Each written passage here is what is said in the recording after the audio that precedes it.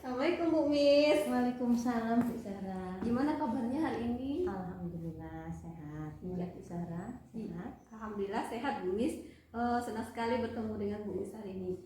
Ya kemarin itu Bu Mis menghubungi saya ya untuk melakukan kegiatan coaching hari ini. Iya Ibu, kebetulan hari ini saya kan mengajar di kelas 7A yang kebetulan ingin di coaching sama Bu Zahra. Oh begitu.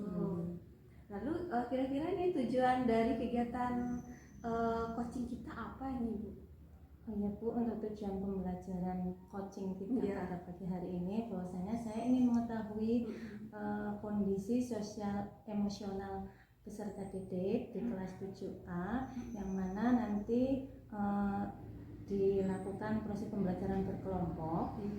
Saya ingin tahu bagaimana mereka itu nanti bisa menerima pendapat dari orang lain, kemudian mereka mau menghargai pendapat orang lain, kemudian mau menerima kawannya yang memang tidak seide atau kawannya yang tidak biasa.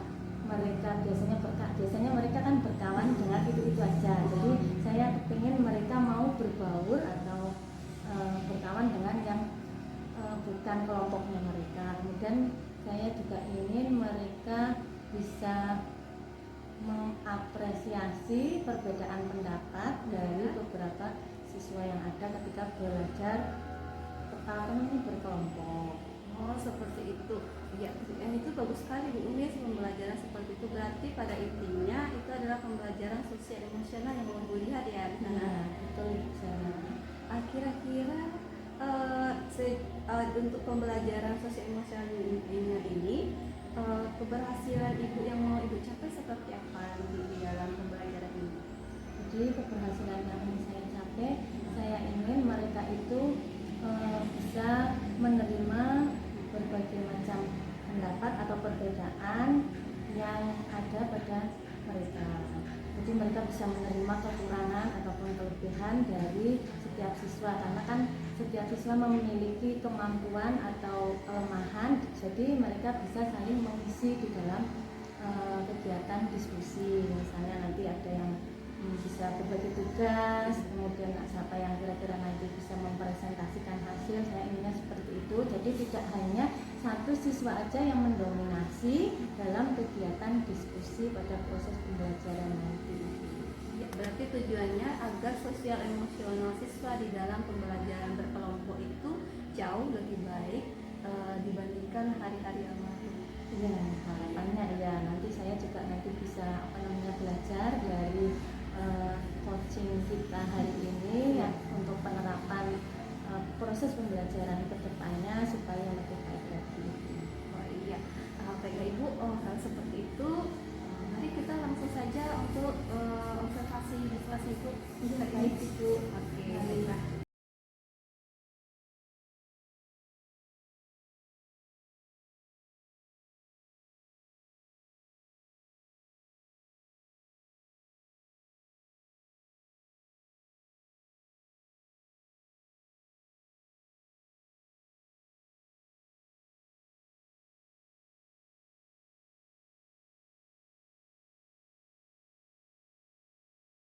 Oke, baiklah Bu Mis. Tadi kita udah observasi ya di kelas ya.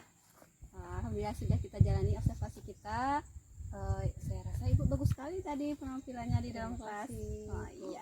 Kira-kira terhadap tujuan yang tadi Ibu capai tadi tentang pembelajaran sosial emosional. Nah di sana kira-kira sekarang kesempatan apa yang Ibu miliki untuk mencapai tujuan Ibu dalam pembelajaran itu? Ibu, untuk kesempatan yang saya lakukan di sini sebenarnya banyak sih Bu peluangnya, waktunya, karena memang waktunya itu kurang lebih 2 jam. Jadi saya bisa mempraktekkan ataupun melakukan atau melaksanakan kegiatan ataupun proses pembelajaran sosial emosional secara langsung kepada peserta didik. Kemudian kira-kira terhadap pembelajaran yang Ibu laksanakan tadi dari 1 sampai 10 itu Ibu posisinya di mana itu Bu? Kira-kira 7 lah Bu menurut saya. Wah luar biasa ya, ternyata udah 7. Nah Berarti ibu punya kekuatan di dalam diri ibu untuk mencapai tujuan-tujuan ibu, yaitu tujuan pembelajaran yang ibu harapkan tadi. Kira-kira kekuatan apa yang ibu miliki untuk mencapai tujuan pembelajaran itu? Kekuatan yang saya miliki salah satunya yaitu pengetahuan mengenai sosial emosional itu sendiri Bu. Kemudian saya juga bisa memberikan pemahaman kepada peserta didik mengenai proses pembelajaran sosial emosional itu sendiri dalam kelompok. Iya, bagus sekali ya Bu. Berarti ibu sudah punya sesuatu untuk dibagikan kepada murid-murid supaya mereka di dalam kelompoknya lebih memiliki sosial yang baik terhadap teman-teman mereka. Nah, kemudian untuk hambatan yang ibu hadapi dalam mencapai tujuan ini apa? Hambatannya yaitu sebenarnya awalnya itu peserta didik ketika diberi pemahaman mereka masih ngeyel lah ya Bu, dia masih tetap pada pendiriannya pada awalnya. Nah ketika seiring berjalannya waktu mereka melihat kelompok lain yang bisa bekerja sama, kemudian bisa melakukan proses diskusi dengan baik. Nah mereka saya beritahu bahwasanya dengan saling menghargai, kemudian mau menerima pendapat orang lain itu akan mempermudah dalam proses kerja kelompok itu sendiri. Berarti memang benar ya Bu ya, di dalam kelompok itu mereka justru belajar banyak bahwasannya bagaimana dia melihat orang lain gitu ya.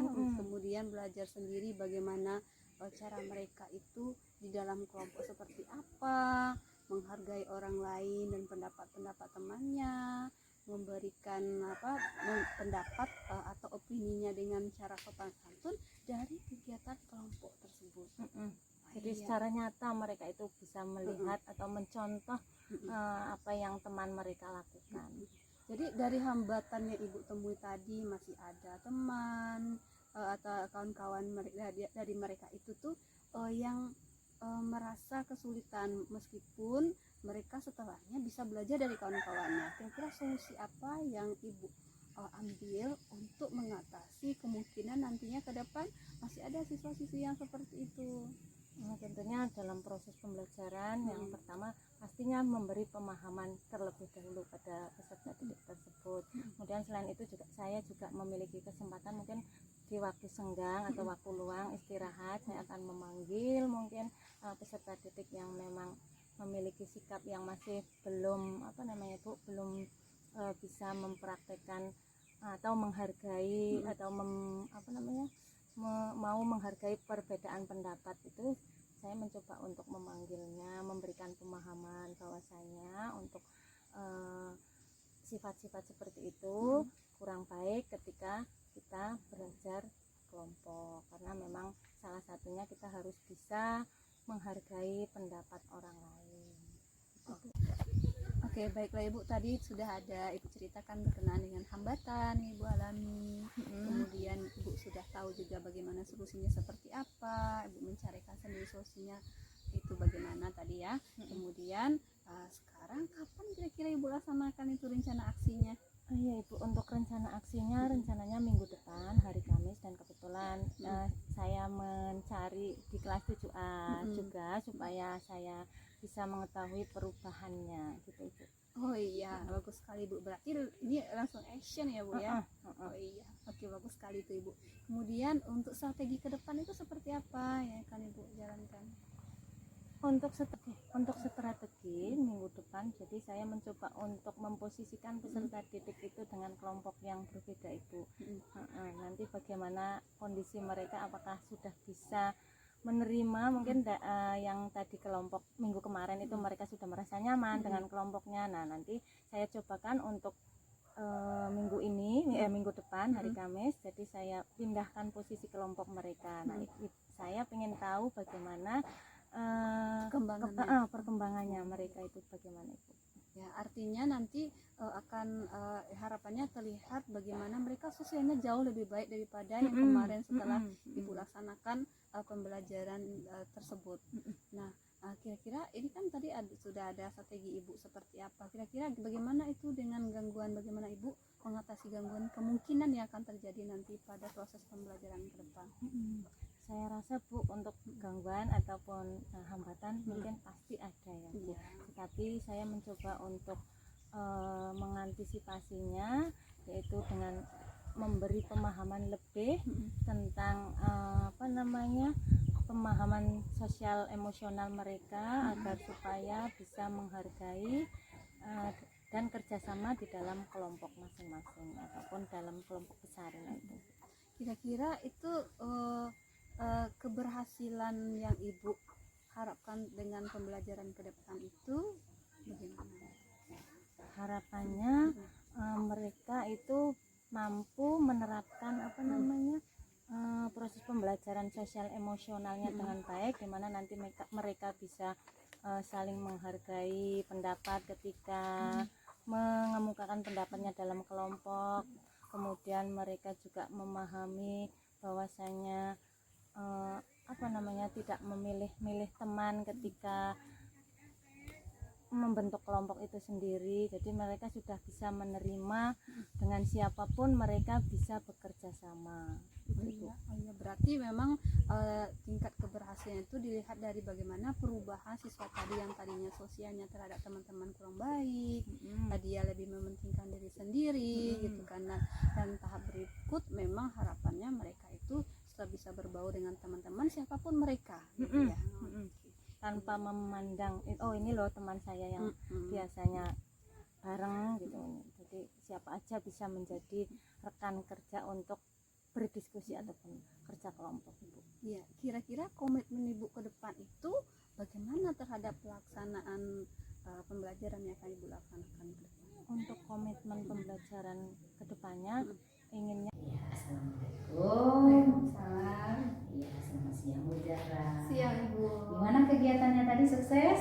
Alhamdulillah Ibu berjalan dengan lancar. Iya, kalau berjalan dengan lancar ini ada yang mau saya tanyakan. Iya. Kira-kira apa sih yang Ibu ingin capai dari kegiatan tadi? Ya, yang mau saya capai itu saya ingin keterampilan saya dalam main coaching saya bisa menggali coach saya bagaimana dia mengungkapkan apa saja yang mau diungkapkannya berkenaan dengan pembelajaran yang dilakukannya. Jadi setelah Ibu melakukan coaching, apa sih yang ingin Ibu kembangkan setelah begitu lama tadi waktu kegiatan coaching itu? Kalau untuk saya sendiri sebagai coach, tentu di antara yang kita sudah lakukan, kita refleksikan gitu kan, yang ingin saya kembangkan yaitu keterampilan saya tentang kehadiran penuh di dalam coaching saya tadi, agar saya dapat memberikan pertanyaan-pertanyaan yang berkaitan dengan menggali informasi dari coach saya supaya coach bisa saya kembangkan dengan maksimal. Menurut Ibu Zahra nih, apa sih yang paling menarik dari sesi coaching Ibu tadi? Oh iya, sesi menariknya adalah ketika coach saya menyampaikan dengan terbuka bagaimana bersemangat sekali, bagaimana dia pengen pembelajarannya itu jauh lebih baik dari sebelum-sebelumnya. Mudah-mudahan terlaksana ya Bu Zahra ya. Iya. Bu Zahra, jadi dari sesi yang Ibu lakukan tadi yang telah saya amati ya, itu memang sudah berjalan sangat baik ya, tapi jangan terlalu puas. Jadi mudah-mudahan ini menjadi motivasi ke depannya untuk menjadikan diri ingin belajar selalu untuk mengetahui ilmu-ilmu baru ya dalam kegiatan-kegiatan yang Ibu lakukan. Jadi mungkin hanya seperti itu sesi kita Bu Zahra ya. Bu Zahra, mudah-mudahan ya kegiatan hari ini bisa bermanfaat ya untuk kedepannya bisa terlaksana dengan baik. Terima kasih Bu Zahra. Iya,